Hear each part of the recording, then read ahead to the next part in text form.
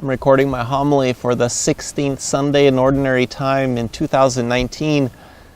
This week I wasn't actually at the parish. This is the first weekend I've been gone from the parish in actually quite a while. So my family every year does a family reunion down at Pacific Beach, which is just a little beach town on the Washington coast. And we've had some beautiful weather here, but just finally recording my homily. Normally I wouldn't have a homily for a weekend on vacation like this, but I called St. Jerome's, the parish down here in Ocean Shores, and I asked if I could just concelebrate because my family would be coming to Mass. And they said, well, we don't actually have a priest right now, so if I could do it. So I have a homily. So I don't know if you've ever been to the church at St. Jerome's at Ocean Shores, but up above the altar where you'd normally have a crucifix, they have a rendition of a crucifix. It's not actually a crucifix, but it's an artistic rendition where you're viewing Jesus from the side. So if you imagine Jesus up on the cross, it'd be like viewing him from the side. And it's unusual. I can't say I've ever seen a perspective of the cross from that direction. And it was striking in that sense that you begin to look at Jesus differently when he's up on the cross. And, I have to say at first it didn't feel quite right for me because, not that I'm not criticizing it or anything, but it didn't feel right because usually when I look at the cross, when I see Jesus up on the cross, it gives me some consolation knowing that he can see me, if you will, in this moment where I'm in his line of sight and then he's in my line of sight, and so we're looking at each other. It's always given me some consolation to know that perhaps in that moment, Jesus sees me in my sinfulness, he sees me in all that, but he also sees me the same way someone who loves someone wants to see them, right?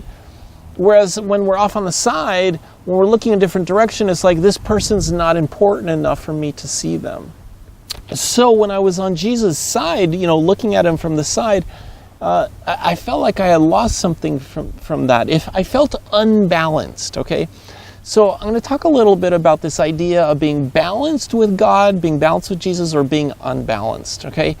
So when we're balanced with the world, we're often off balance with God. Whereas when we're balanced with God, we're off balance with the world. Okay, it's just simple. It's kind of like mathematics. You can't necessarily really change that equation. That's just how it is. But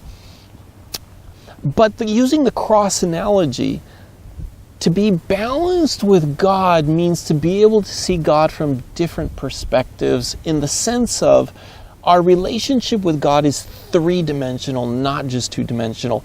Our relationship with God is not just where we feel comfortable with God. So for me, I feel comfortable looking at him on the cross face to face, but sometimes he's going to want to pull us out of our comfort zone. In fact, I would say when we're truly balanced with Jesus, he's often pulling us out of our comfort zone. That's what it means to be balanced with Jesus, is to be stretched by him, to be able to, no pun intended, the idea of the cross, right? To be stretched by him, to be in a situation where you must grow in order to really embrace that which Jesus is asking you to embrace, okay? So the idea of being balanced and unbalanced, right? So in the world, from a worldly perspective, balance is often not being stretched, not being held in tension like the cross, right? Being held in tension by stretching ourselves to love more, but it's becoming lukewarm. It's being in the middle where it's safe, where we're never being stretched. In fact, if anything, we're spending our life, we're spending all of our energy trying to be in a place of ease and safety, and where we're not going to be stretched, right? So people work their whole lives so that they can retire, so they can have life easy. Where the Christian faith is the opposite. We work our whole life so that we can become better and become more, if efficient at anything, become more efficient at being a good Christian, a good Catholic, right? So the opposite is true, right? So just to take that into perspective, how do we tell that we're being more balanced with the world and with God? Well, if you look at our daily prayer life, is our daily prayer life just an obligation? Do you ever catch yourself saying, well, I got my prayers done, right? I did my prayers. As priests, sometimes we say that because we have the liturgy of the hours. You say, well, I did my prayers.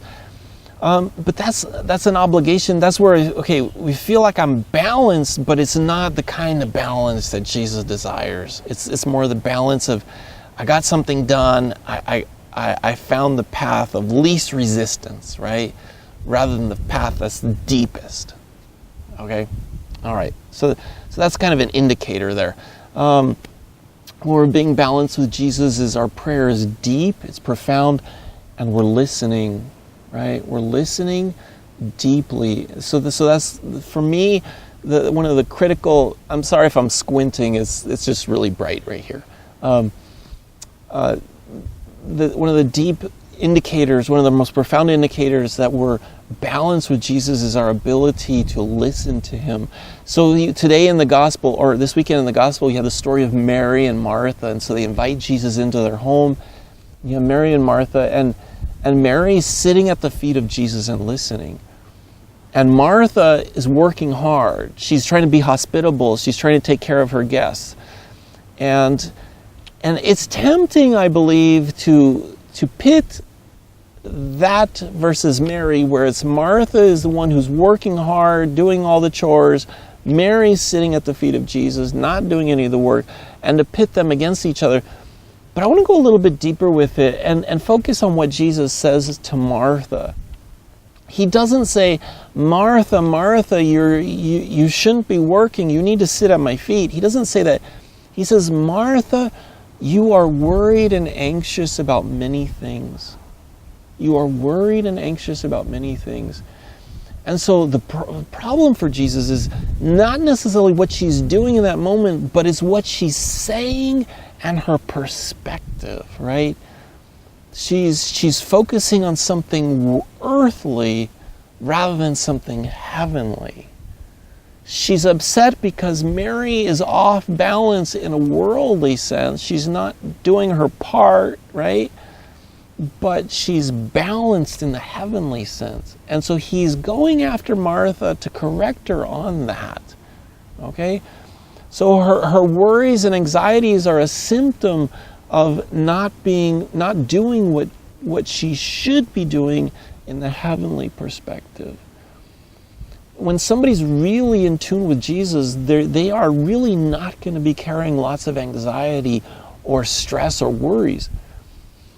Because we carry anxiety, stress, and worries when we're carrying the burdens that God is supposed to carry, not us, right? Or someone else is supposed to carry. That's why we become anxious, because we're trying to carry something emotionally or mentally or spiritually that's not ours to carry. Whereas Mary's sitting at the feet of Jesus and listening.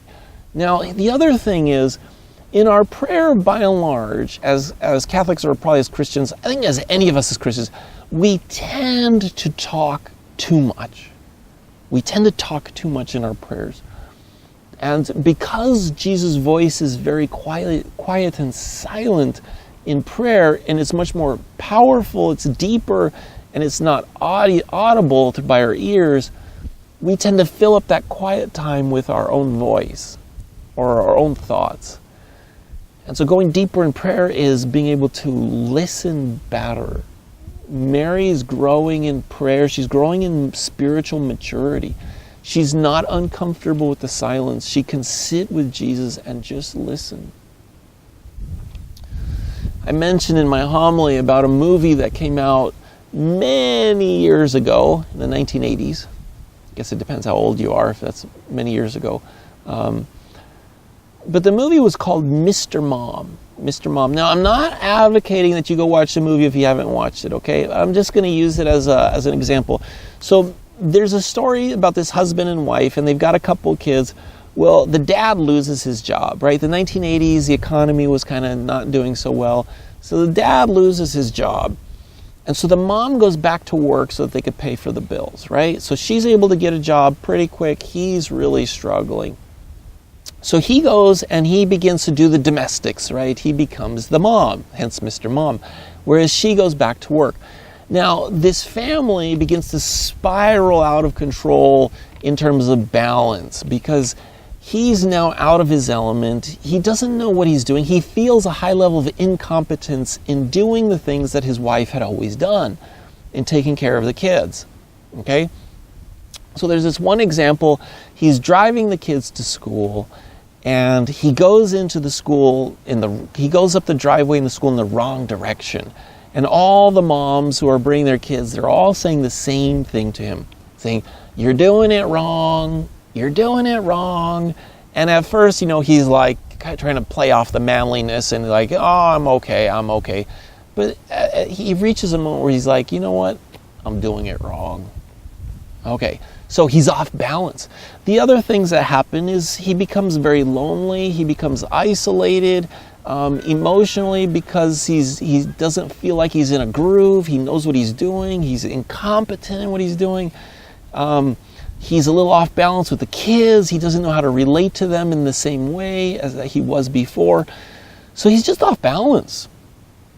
Now, his wife is equally off balance. She's struggling with loneliness and she's struggling with isolation because she's missing the kids. She's now off balance. She's back in the workforce after being gone for many years. And so they're struggling with this imbalance. Now, one of the things that happens with both of them, with him, another woman enters the story, right? And so she begins to tempt him to escape the tensions of that imbalance, right? So Jesus pulls us into the tension, and so we know we're balanced with Jesus when we're in that tension, but then the desire to escape it, to go to the easy life. So this woman begins to tempt him out of the difficulties of his family life, and he begins to think about divorce. He begins to think about this other woman, right? The wife who's at work begins to become tempted by a man, and he's constantly trying to seduce her and all these things. And so all these temptations to destroy their marriage, and to take them out of this tension to something easier, to escape. Now, in the midst of all of that, they come to realize, both of them come to realize that which they love is not necessarily the easiest path. And so they come to find a balance in their lives, and they develop a higher level of maturity in their love for each other and the family because they overcome those imbalances, right? And so they begin to hold things in tension rather than trying to escape the tension.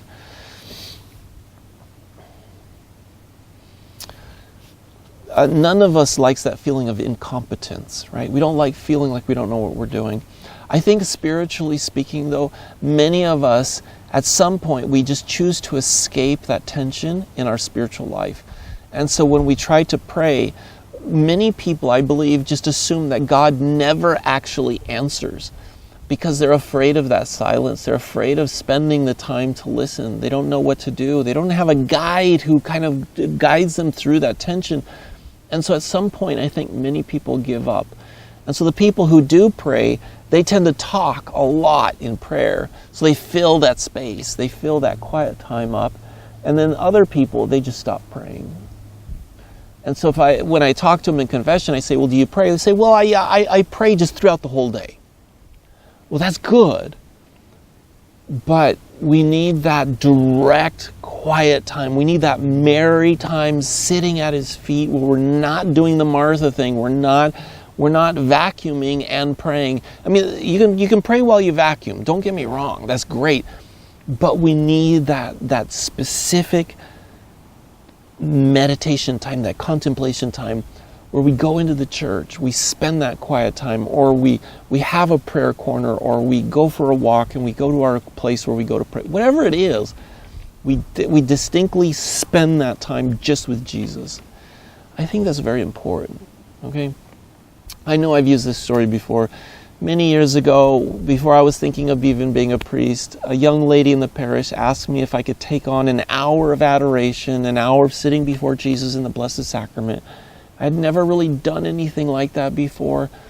And I would go at 2 o'clock in the morning on a Friday night, and I would sit in that chapel Just one other person was there, and we would just sit there in silence. And that's when I began to listen. I began to listen to Jesus speaking. And there's nothing like it in the world. It was transformative. I would not be wearing this collar if I had not learned how to have that time where I could be like Mary and just sit at Jesus' feet. And it was just his time. Very important. If you're thinking to yourself right now, well, I'm just too busy, I've got my kids, I got my work. Okay, I want you to confront that lie. Now, I'm not saying you're lying, I'm just saying confront that lie, because that lie comes from Satan, that does not come from God. That's a lie. We do have time to make the time to be Mary. And so that voice of Martha, now Martha's a great person, but in this instance, that voice of Martha, we must hack off. We must not listen to that voice and just listen to Jesus say. And so to the voice, we can say, Martha, Martha, you are worried and anxious about many things, but just come and sit. Just come and be quiet. Sit at the feet of Jesus. All right. Well, God bless you. Hope you have a great week. Take care.